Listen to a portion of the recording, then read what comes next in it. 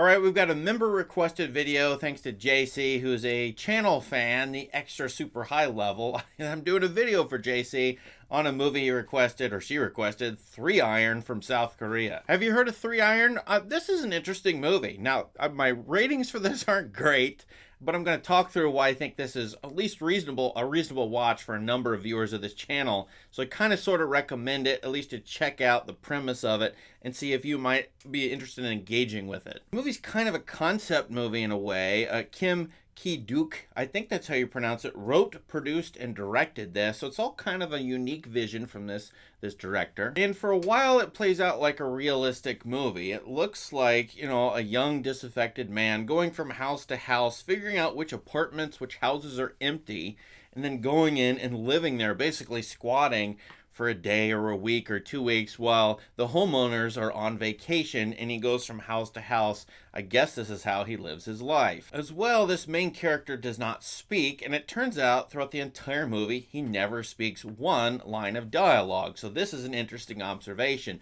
To me, that then puts this movie in, I think, a classical cinematic tradition. A tramp movie where a vagabond character is moving around from place to place, down and out on his luck. Maybe he's lower class. Certainly he's young in this case. And he's going to encounter different, let's say, I think, bourgeois types of people in modern day, 21st century, turn of the century South Korea. Therefore, he has a number of encounters. And of course, a movie like this, he's going to accidentally run into some of the homeowners. They're going to come home early, or he's going to unexpectedly. And by the way, in his squatting in these houses, if you can call it that, he actually takes care of the houses pretty well. He has a high level of care and conscientiousness, even going so far as washing the dirty clothes of these homeowners. I guess that's a nice surprise for them. Now, the main couple he runs into, although there are a couple other homes he interacts with, there's a former model, and then her abusive husband who drives a sophisticated car, and this main character accidentally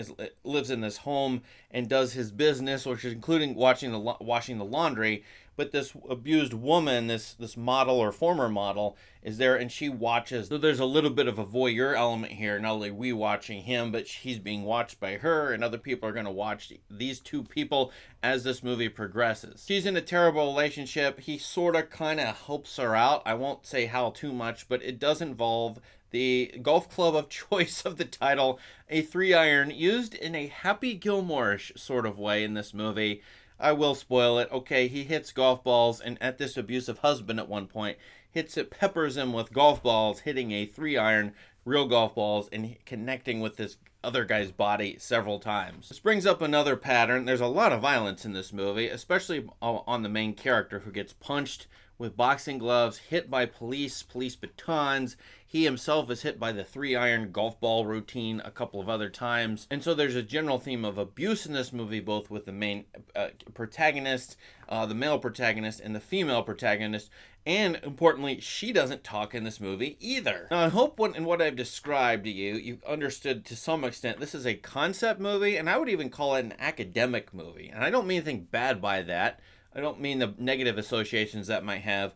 What I mean, though, is I've been to graduate school. I've gone through various levels. I know this movie could be used if someone had a philosophical framework, a socio-political framework, a new scholar, a hot new philosopher, an old philosopher. I don't care who it would be. It would map that philosophical framework, socioeconomic framework onto this movie, looking at the sort of drifter / trickster figure of the main character, and then he gets the female to tag along with him in this sort of trickster squatting that he's doing in a disaffected world of South Korea where people are largely absent from their homes.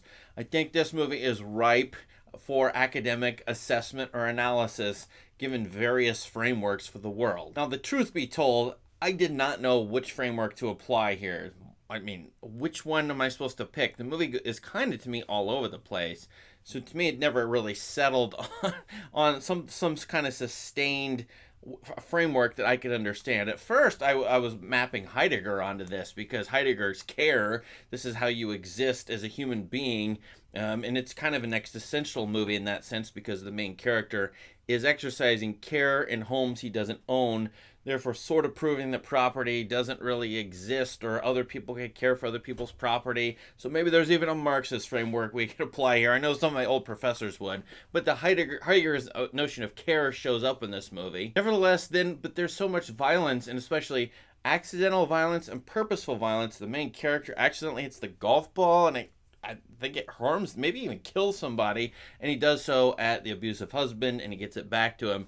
So I quite honestly don't understand any kind of symbolic resonance with the 3-iron golf ball material in this movie, other than to say there is a pattern here. The 3-iron is not being used, the golf ball is not being used as an ordinary golf ball for playing around, playing a literal round, playing around just for people having fun with the object as it's supposed to be used. No. It's used to practice a swing. The ball is hit around and around a tree using a rope or into a net. And maybe this has some significance of, I don't know, sustained failure, repeating something over and over again and failing. I mean, it's something like that. Or idiotic tasks. So I don't know what. But nevertheless, I must say, one turnoff for me as a golfer, well, former golfer, but I played a lot of golf, is that the male protagonist, he does not have a good golf swing, and a 3-iron is extremely hard to hit for even very good golfers. So I don't believe this movie's plausibility matching his swing to his ability to hit a 3-iron. Nevertheless, I want to frame it as an existential drifter movie. It's a tramp movie, Charlie Chaplin, maybe tiny bit of Tati, but certainly Michelangelo Antonioni for me, maybe a little bit of the Japanese director Ozu here. There's several existential movies in the 70s, 60s, 70s, drifter sort of movies. I think this character is a trickster as well, and what he's doing is invading property. Okay, if you think about property rights, he's invading, but messing around, but leaving things in an orderly way. And these two characters are almost, since they don't talk, ghost-like figures. Now, I wanted to map some spiritual resonance onto this, but no, occasionally they do interact and get physically hit, and they kiss and so on. So I can't see them as ghosts, but they kind of are this sort of left out piece of Korean society. And this has to be somewhat about a disaffected socio-political realm, or these characters who want to exist somewhat outside of the socio-political realm of, 2004 South Korea. Therefore, JC, my initial judgment, this is a rebel movie. It's depicting 21st century Korean culture, rebellion in there to some extent. My problem is I don't know South Korean culture well enough to say anything about it, especially at this point in time. I want to read this movie historically or think about it in such ways.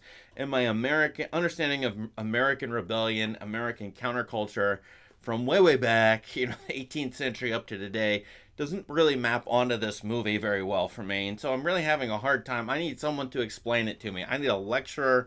I need an analysis, an article that analyzes this from a clear perspective, because I'm grasping for things to attach to the movie, but they only attach like 20 to 40 minute segments of it, not the entire thing. And one of my cardinal rules is, I want to consider the entire thing as a work. The whole is greater than the sum of its parts. It's a cardinal rule of interpretation. I was having a very hard time doing that with this movie, which seems existential, like a 50s Camus sort of way, but then it's more South Korean and its flavors of that. And I certainly don't know what to do with the violence in this movie. There's a little bit of police state vibe, or antagonism with the police state here between him and the drifter male and female characters. You all should look into this movie. It's got a 4.1 out of 5 on Letterboxd, so that's pretty high praise. And I think a number of my followers or friends on Letterboxd really like this movie, but some of them really don't. So I think you have to find a way to connect with it, as I've been saying. So now, here you go. You tell me what you think 3-iron is about. Do some analysis, help us understand it. If you can illuminate for me, that'd be great. I try to help illuminate movies for you. You try to do so for me, because I don't get this movie or what it's really supposed to be doing in total. Thanks for the request. Thanks for watching. Have a great day. Subscribe to this channel for more great content. See you later.